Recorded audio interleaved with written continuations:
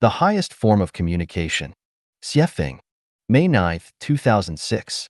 There are many ways for lives to communicate with each other through gestures, forms, postures, scents, images, language, and spiritual connections. For instance, some insects, like ants, primarily communicate through their antennae, which is a form of physical communication. The Venus de Milo-inspired communication involves conveying information through physical forms.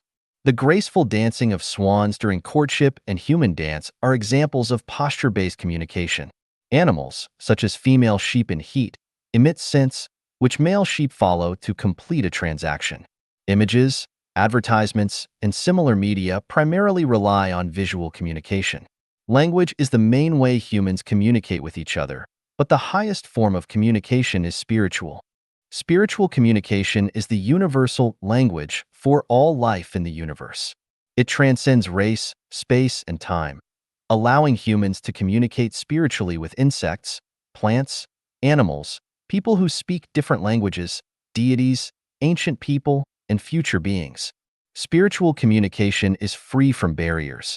It can occur directly, face-to-face, or indirectly, across great distances. A connection of hearts spans the universe, bridging billions of light years in an instant.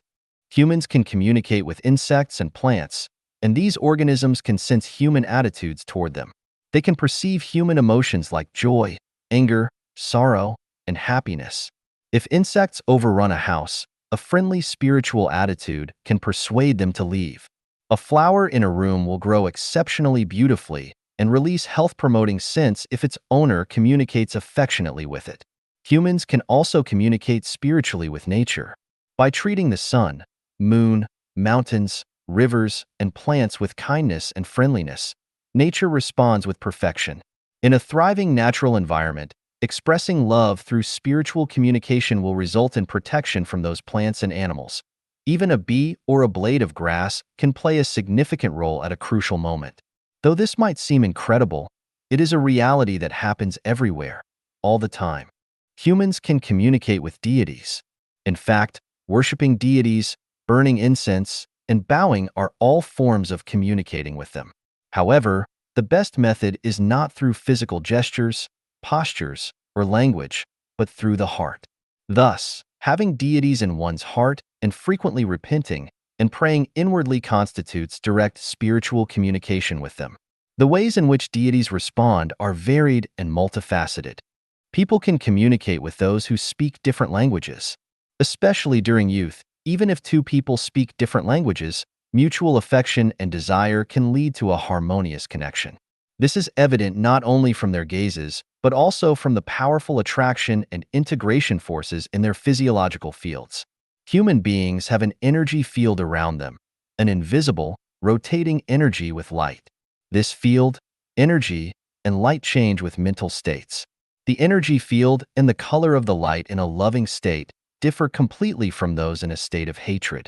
Observing the energy field and light between two people arguing is like seeing volcanic eruptions with black smoke, while the fields and light between lovers resemble a beautiful cosmic dance with swirling, colorful lights. Humans can engage in long-distance spiritual communication. As long as both parties think of each other at the same time, communication and emotional connection are possible. Humans can communicate with ancient people. For instance, devout Christians and Buddhists can have harmonious spiritual exchanges with Jesus and Buddha, experiencing their kindness and affection as if they were close family members, inseparable friends, or intimate companions. Reaching such a state allows for a complete understanding of Jesus and Shakyamuni, enabling one to articulate words that Jesus and Buddha have never spoken to others. Humans can also communicate with people from the future. Many prophets, seers, and science fiction writers engage in direct communication with future beings. Humans can communicate with the greatest creator through the heart. Here is a secret. The most perfect and highest form of lovemaking is spiritual lovemaking. When I traveled through the Three Realms Transit Continent, I saw how the immortals, celestial beings, in the 10,000-year world make love. None of these celestial beings were ugly or disabled. They were all very handsome and beautiful. They did not need physical contact to make love. It was all through spiritual communication. You would see a wonderful display of interaction between two magnetic fields, truly intoxicating and enchanting. In summary, the highest form of communication in the universe is spiritual, not linguistic. Spiritual communication can also be called consciousness communication or soul communication, and the most perfect form of spiritual communication is through love.